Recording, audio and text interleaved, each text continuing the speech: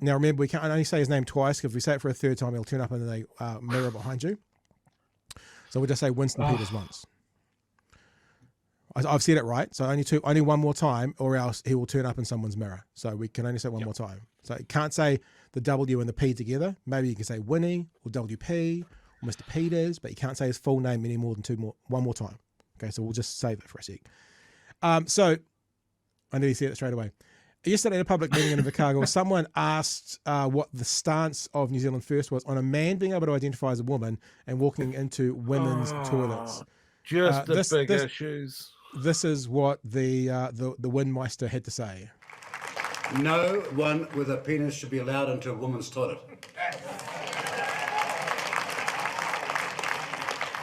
Cool. How do you check that? And no such person should be enabled to be in a sporting team which massively advantages them and disadvantages women.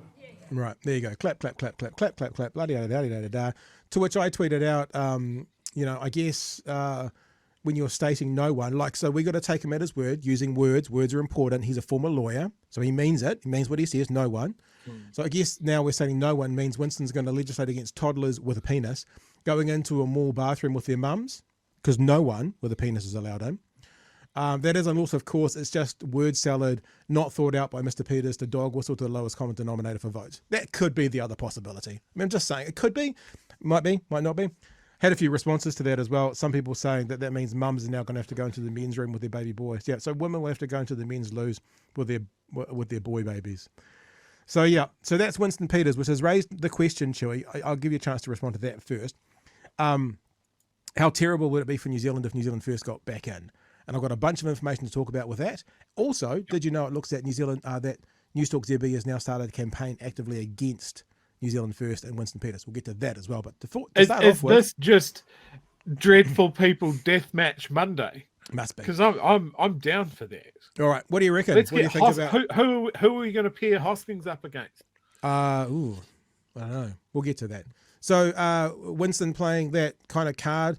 What's happening with New Zealand First at the moment? And we've been saying all the way through, get your racist Uncle Bob to vote for Democracy in New Zealand or Leighton Baker or whatever. It'd be great to get like 4.5% of the vote to be farmed off between 5 or 6 of these little parties. What appears to be happening is Winston, they seem to be coalescing around Winston, and that seems to be his bump in the polls, is that there's a bunch of conspiracy theorists, people who think that our act is too soft, is now forming around Winston. It's completely not who Winston is.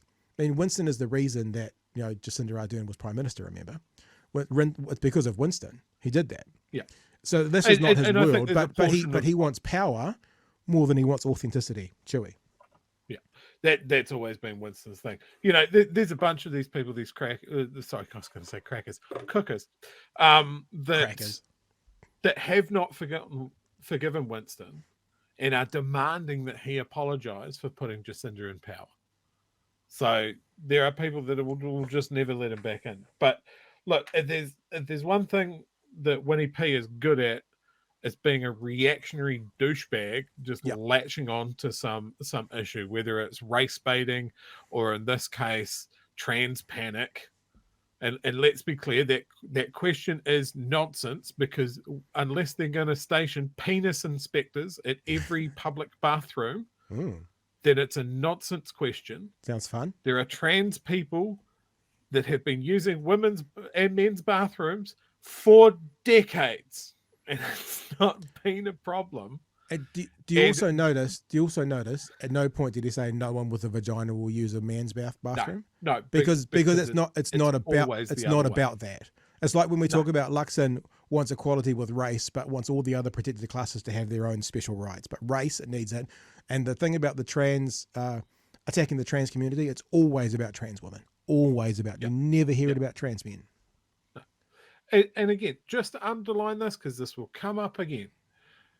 Men who want to assault women don't have to go to the effort of pretending to transition or transitioning. They can just go and assault women. They can kick in a bathroom door. They can wait till a woman's by themselves. That happens way, way, way, way, way more, magnitudes more every day than a trans woman assaulting a woman. It It's just, a bit like it's it's a bit just like a the nonsense thing. it's a bit like the conservative Christians all talking about drag queens being like groomers and pedophiles, whereas the biggest proportion of those are conservative white men, especially if you look at the place like churches. But they try and point to others as a way to bring them down and find a bullshit argument, as opposed to actually going, okay, let's talk about groomers. Who are they? Where are they? Like, I used to watch that program. You can still find it on YouTube. You know, the guy, Dateline, How to Catch a Pedo or whatever it was called. And they'd walk into the thing and go, take a seat. Let's talk to me. Take a seat. That guy. Never once did I see a fucking drag queen walk into that house. Never once of all the episodes. I saw lots of cis Youth pastors, men, soldiers, youth pastors, lots of them. Never saw a drag queen. So come on. Anyway, the next thing about this, right? So Winston is playing the not even dog whistle. He's just being straight out. Is why would it be bad for New Zealand if he got in? Well, Stuff did a very, very, very good expose over the weekend. And I've got quite a bit to read to you. I don't know how my coughing is going to go here, but I've got quite a bit of reading to do to you. So chemtrails, 9/11 and vaccine nanobots, the digital trail of New Zealand first could be MPs.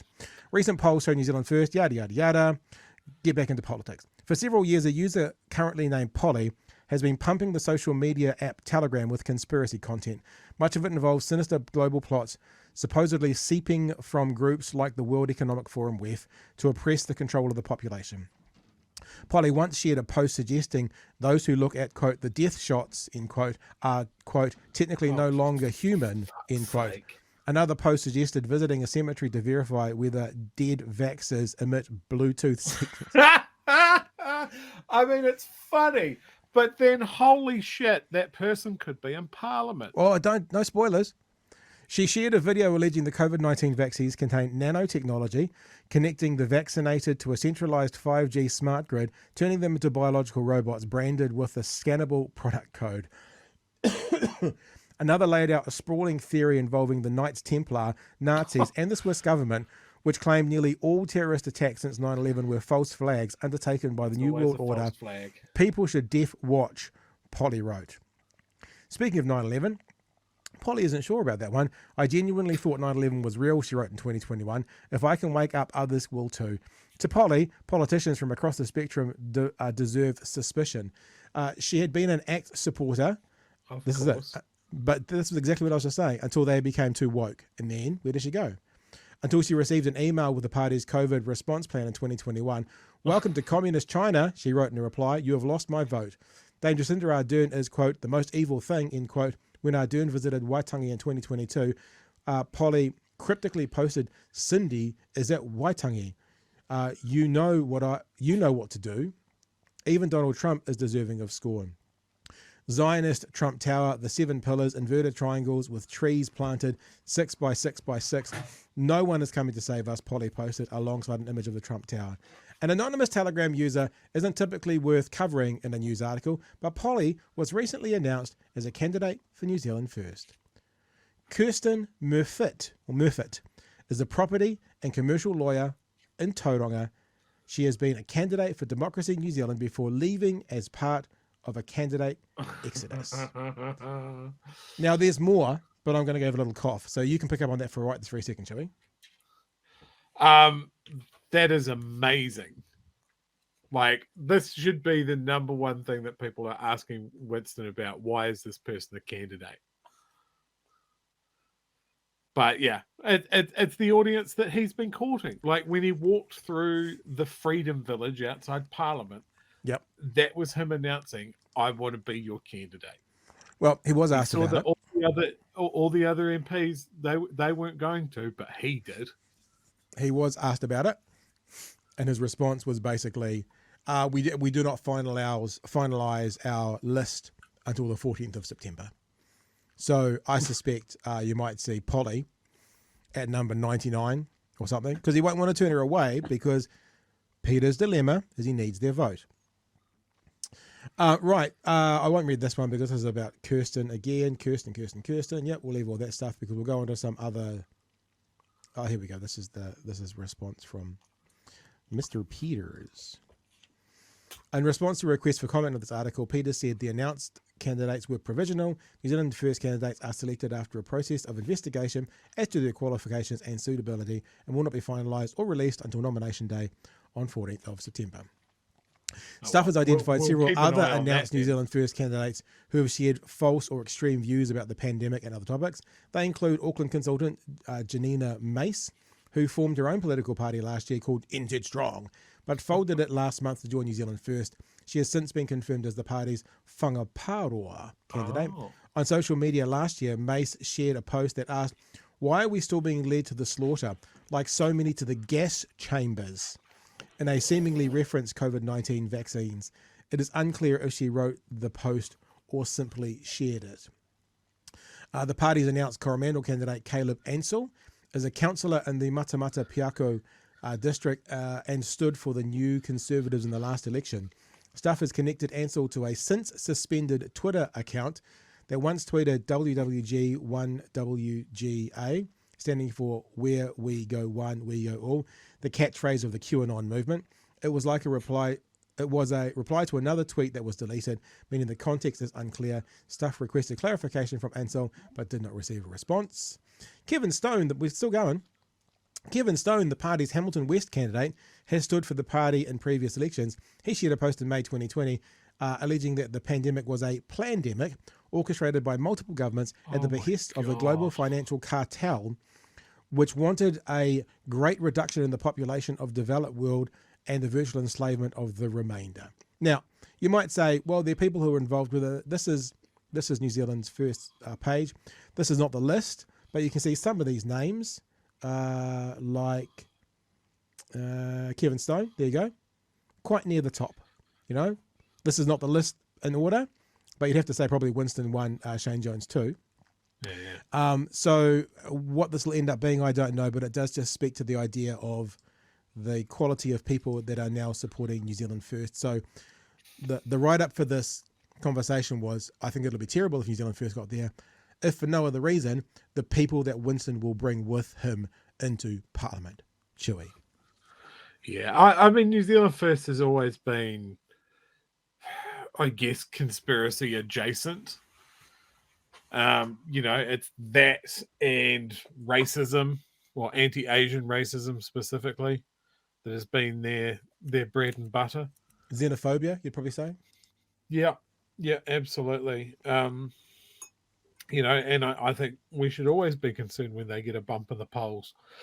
I hope you're right that the fractured nature of all these insane people will mean that they can't coalesce around a single personality. Well, we're going to move on to that, and it's going to do a little bit to do with Jack Johnson, who I love your music. It's a joke, Jack Johnson joke, the guitarist, singer-songwriter. Yes. Do you think it could split the right vote? Well, we'll get into that in just a second. Before we do that, though, thank you for the Super Chat planner, $6.66. It came in right after the person was talking about the 6x6x6. Remember when Winston called someone out for being a conspiracy theorist? Those were better times, says Planner Walk. I agree, Planner Walk. Those were better times.